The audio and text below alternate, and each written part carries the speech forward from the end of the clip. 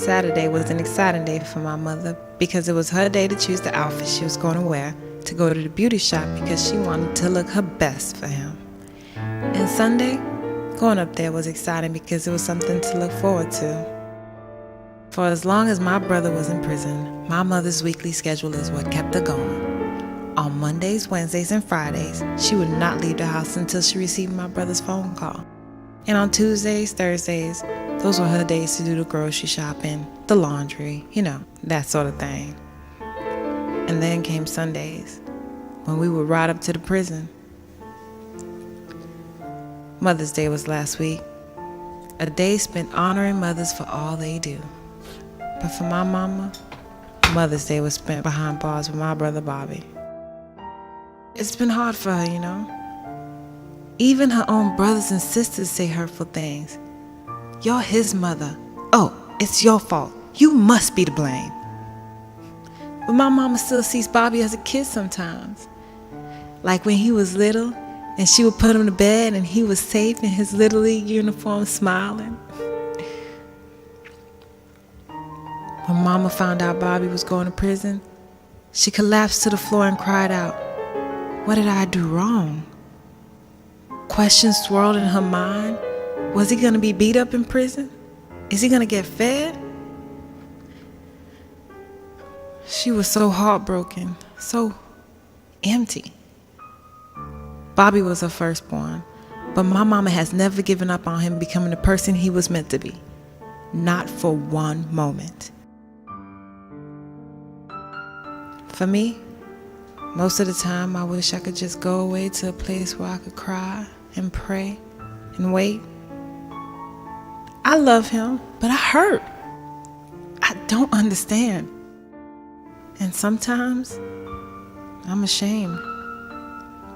Then there are times I want to believe that there'll be some good that comes out of all of this. No one looks at what our family has gone through. Our family is broken. Much as she misses her son and puts on her bravest face, it's hard for mama to see him like that.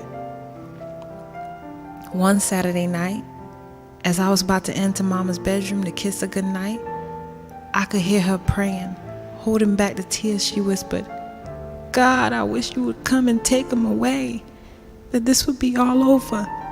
Maybe we'd have some closure.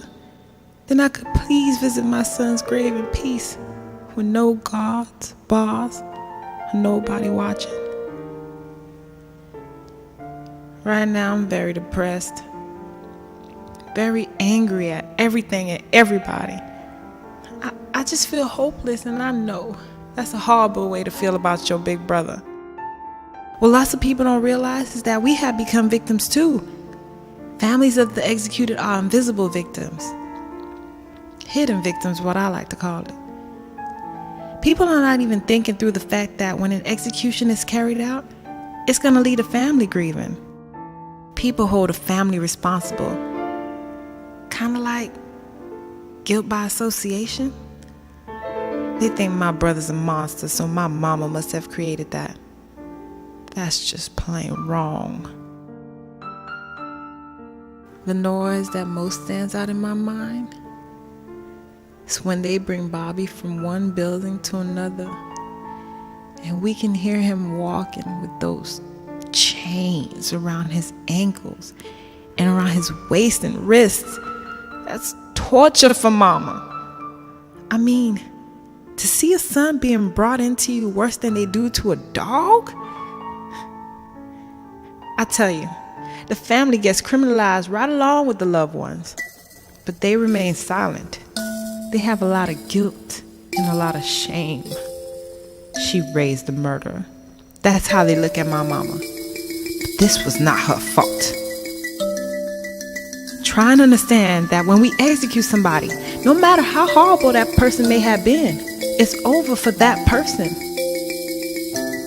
But the pain that's inflicted on parents or siblings or even children, that is permanent and it's everlasting. It'll always be there. It's a wound that never heals. Sunday going up there, was always exciting because it was something to look forward to. That is until today. Now we sit alone in a dimly lit room staring through bulletproof glass. Funny thing is, even the victim's family didn't show up. It had all been just too much for them to take, I suppose. All alone, just Mama and me, holding hands, holding back the tears. I turned to her and asked if she was okay. She faintly smiled and said, "It'll all be over soon. Bobby will be with the Lord." We closed our eyes and held each other's hands tightly. But the sounds.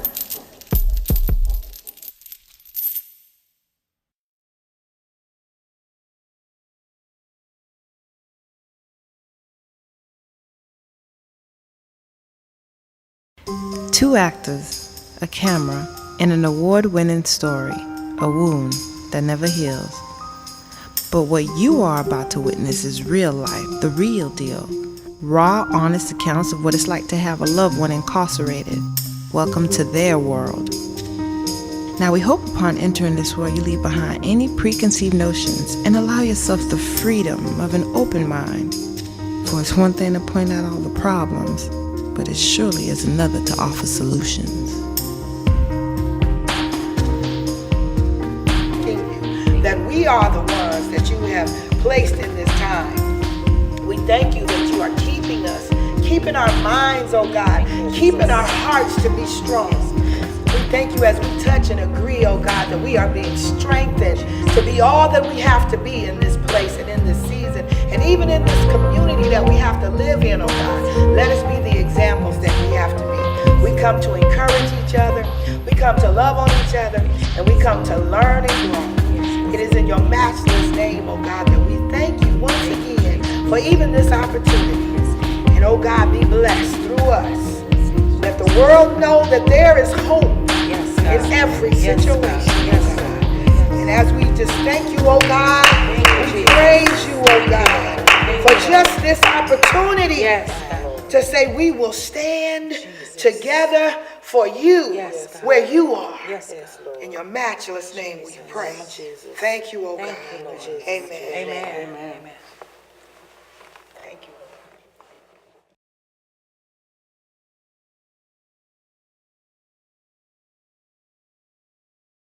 Hi, my name is Tammy, and I, like some of the other women, I have sons in prison.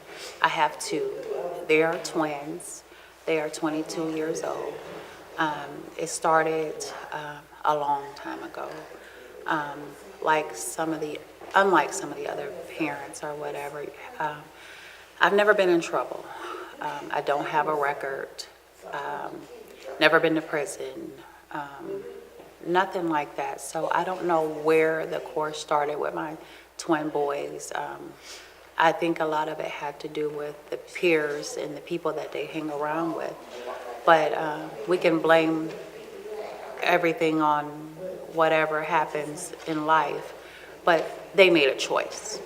And unfortunately, their choices caused them to go to prison. One of my sons is doing 9 years in prison. The other son is doing 3 years, along with another case that he caught right before he got the 3 years. So it's been a long battle. It's been hard. It's been rough. As a parent, I am married. Been married for 23 years. I have 4 children, 2 girls and 2 boys. And thank God my girls are doing good. Both of them are doing well.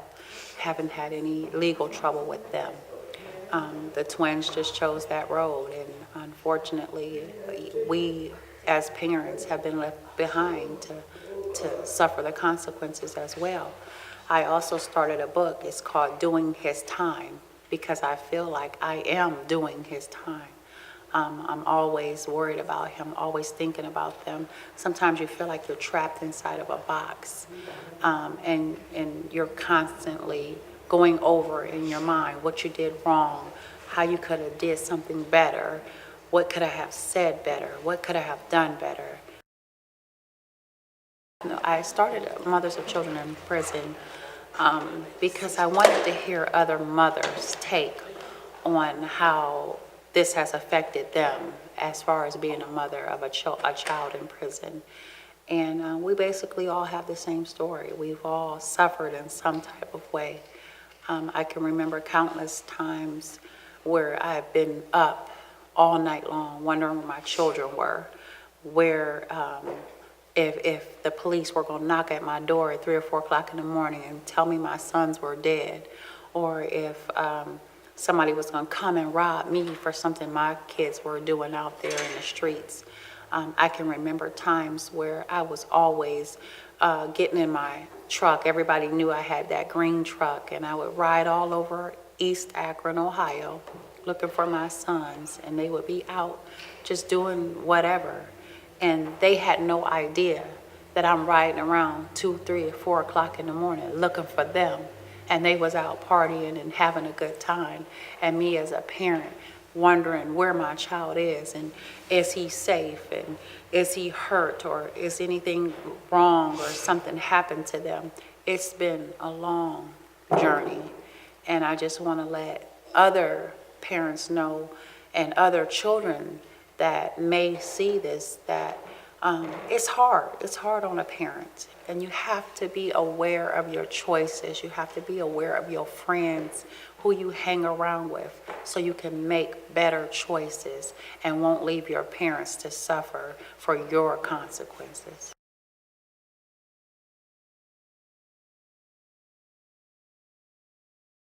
It starts with the family. It does.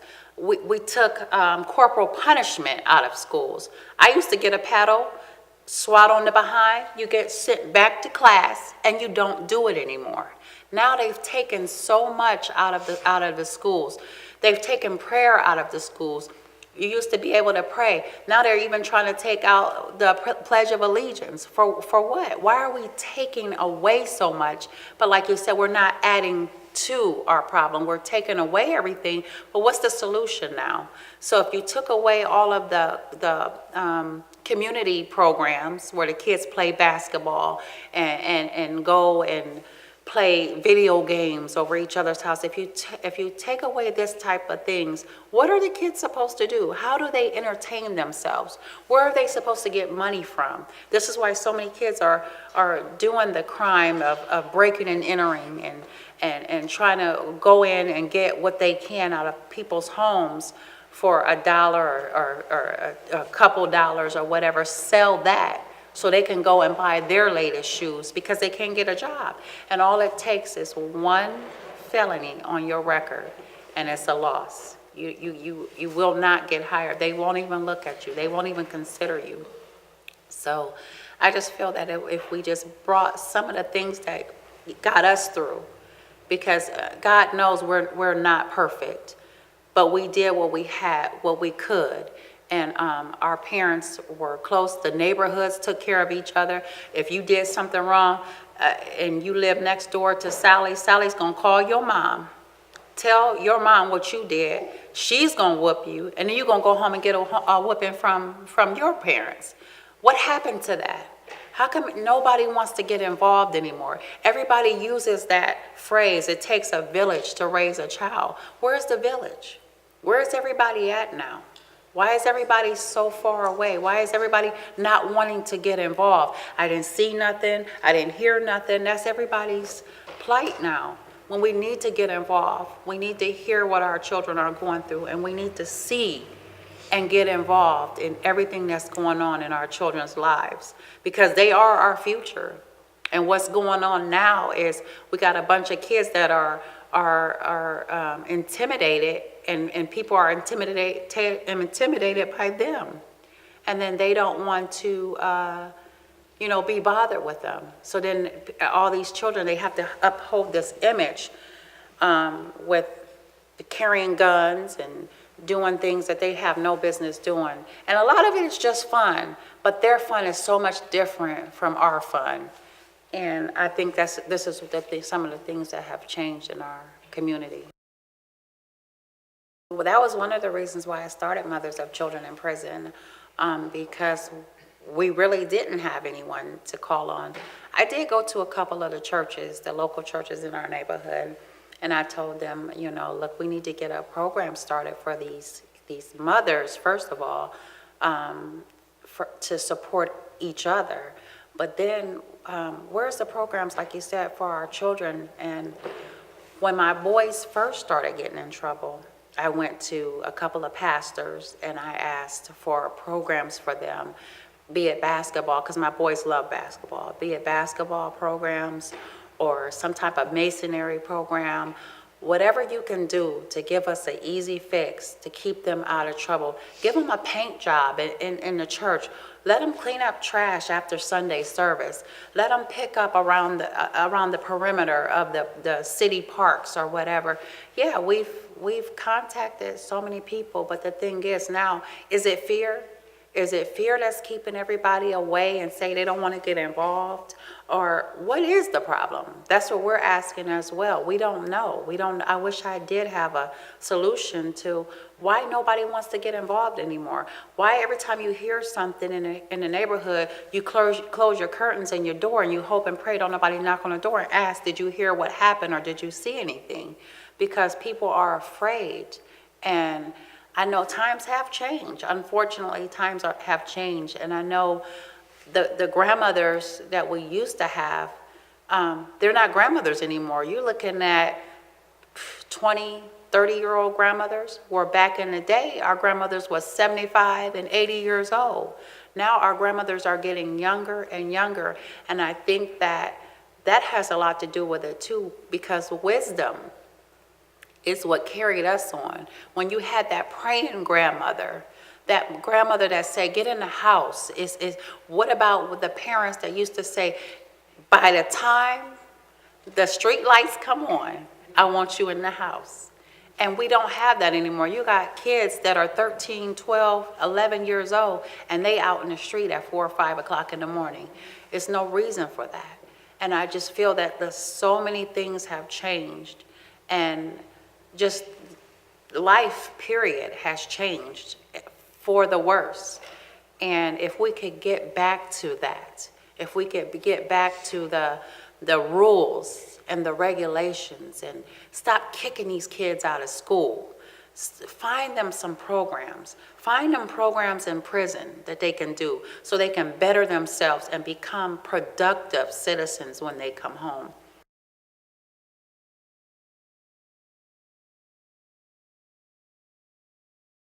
The whole society with kids, everyone wants to be grown before their time, not wanting to pay attention to their parents. And you would think, okay, if you're not listening to your parents, then maybe you will listen to authority. They no longer have fear of authority. I know when I was a child, we were coming up, we were scared of the police. We thought police were our friend because that's what we were taught in school. But these kids, they don't want to get to know the officers. Some of the officers don't want to get to know the kids. So it's, okay, they're carrying guns, we're carrying guns, and the first one shoot wins. And that's the kind of games these children are playing now and not taking into consideration.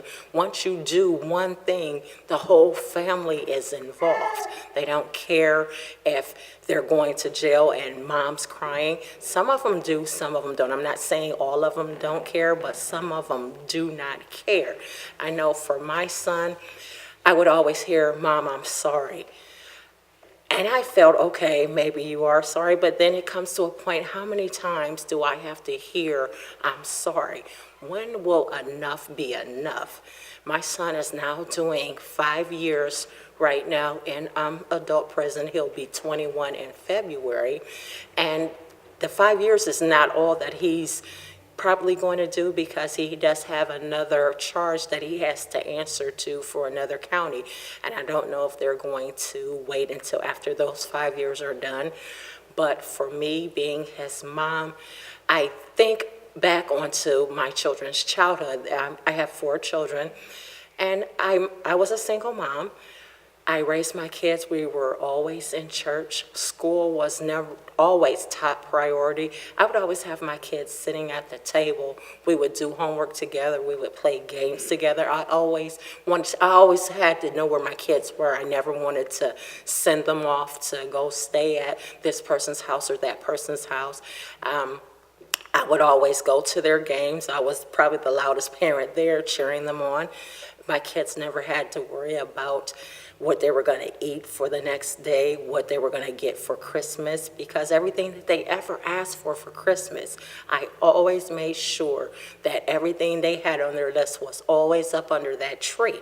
So when my son first got in trouble, I went around the house just looking at things, because I'm trying to figure out what was it that you needed so bad that you didn't have in this home that warrant you to go out and do what you did.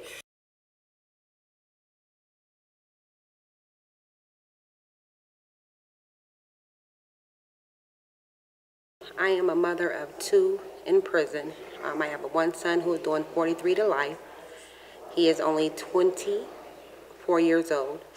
And then I have another son who is 21 years old, and he is doing 4 years in prison. And roughly about 2012, they went to prison.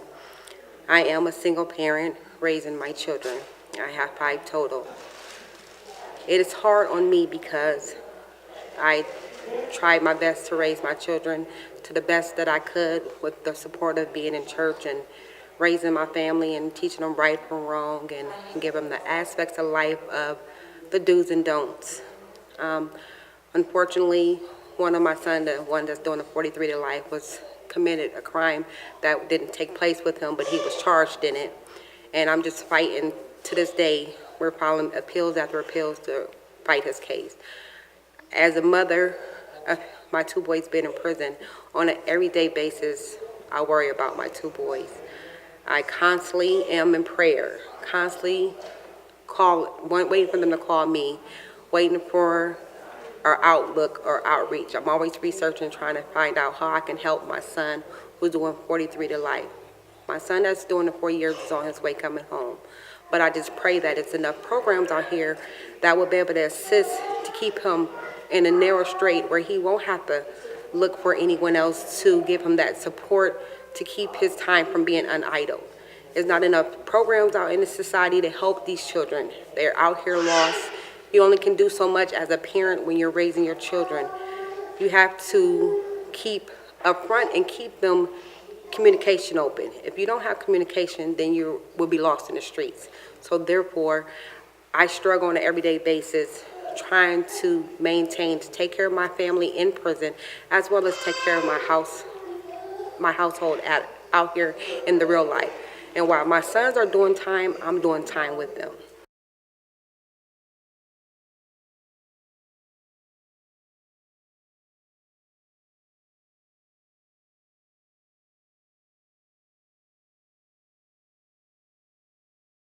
I believe when you reach a certain age, when your child have seen his father, his own biological father, his uncles being in penitentiary, cousins being in penitentiary, you might have got in trouble one time for riding in the back seat. He got in trouble one time riding in the back seat of a stolen car and went to juvenile.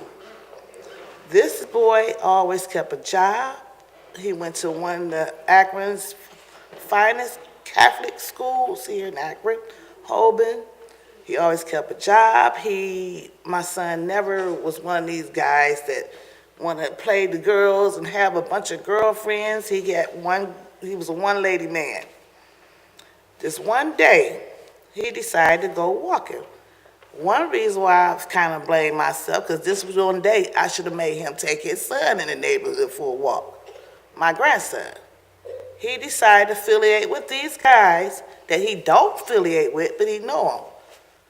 And next thing you know, 10 o'clock, I'm getting a knock at the door. I'm like in a nightmare. I don't understand this system. It hurts, but I still keep the faith, because when I visit him in the county, the very first visit, he looked at me, he said, "Ma, I ain't do nothing." He really thinking he finna get out. I ain't do nothing. I said, well, you know what? If you never lied to me before, today ain't the day. First of all, talk to God about it.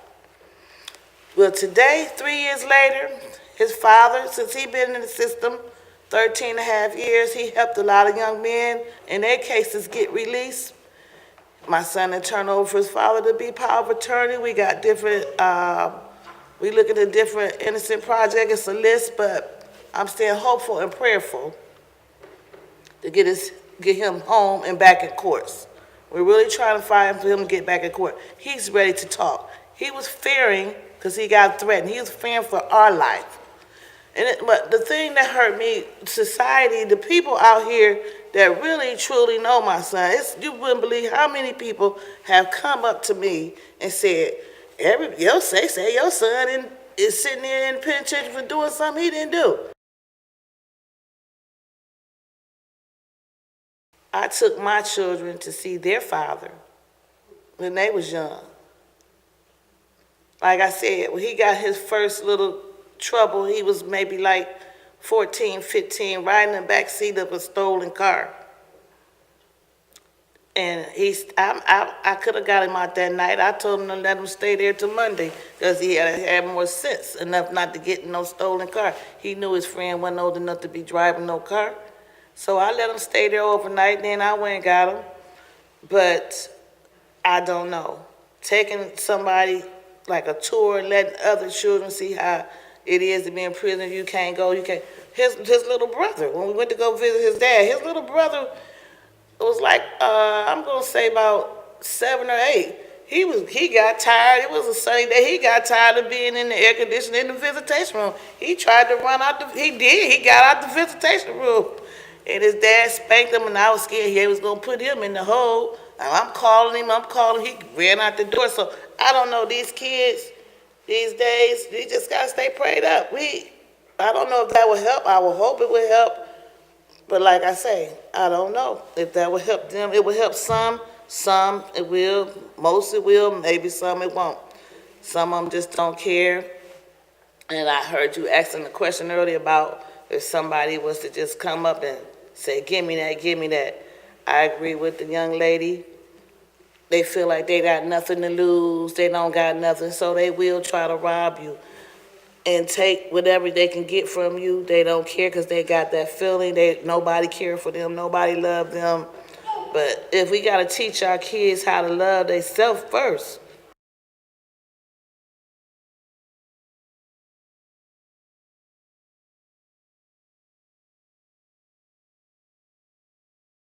My name is Tuwana Moore. I'm a mother of 9 kids, and Raymond was my baby out of 9.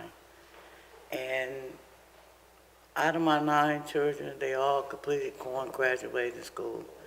And right now in my life, I feel guilty because he got away. And he's now facing murder charge of killing someone, and he caught a charge at 15 years old. And right now, it bothers me every day. I stress about it. But right now, the more, like she say, I pray and I give it to God. I'm trying to heal myself each day. And he's been gone like 3 years now.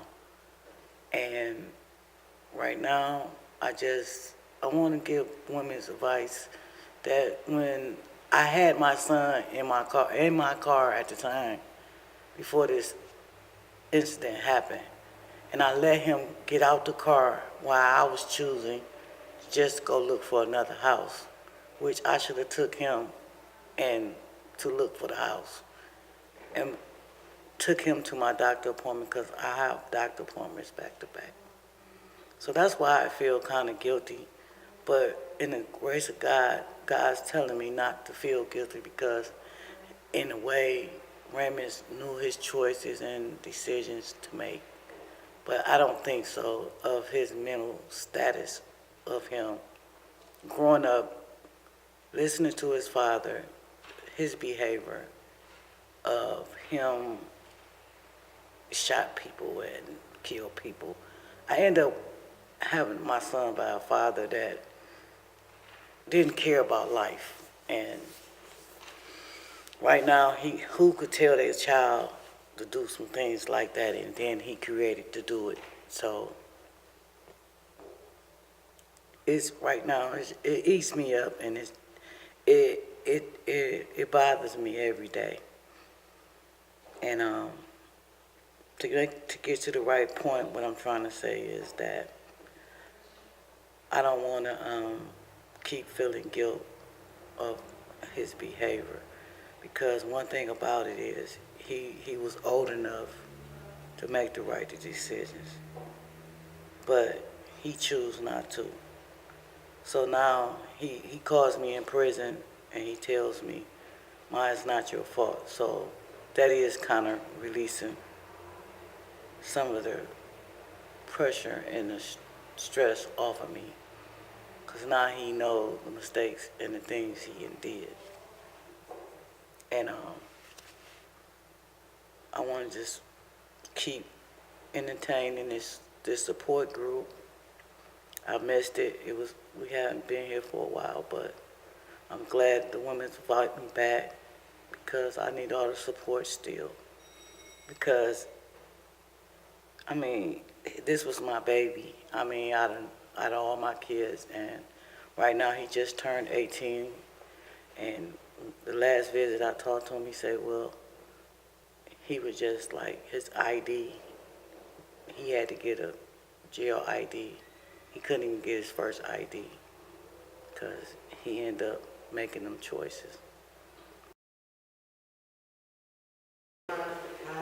I have a son. His name is Jerron. Then I have another son named Jaquay. Jerron is my main concern. He's deaf. He can't talk. He's doing a 55-year to life prison sentence. It took them like 8 years to find him competent to stand trial. They waited till like the last day to find him competent to stand trial, and they found him guilty of like several cases. My main concern is he's not getting his needs met while he's in prison. Like I said, he's been down almost 13 years. I have been to the warden. I done called. I done been up to Cleveland. I done did a lot of things, me and Tammy. I done went through organizations to try to help him get hearing aids. He's down there with no hearing aids.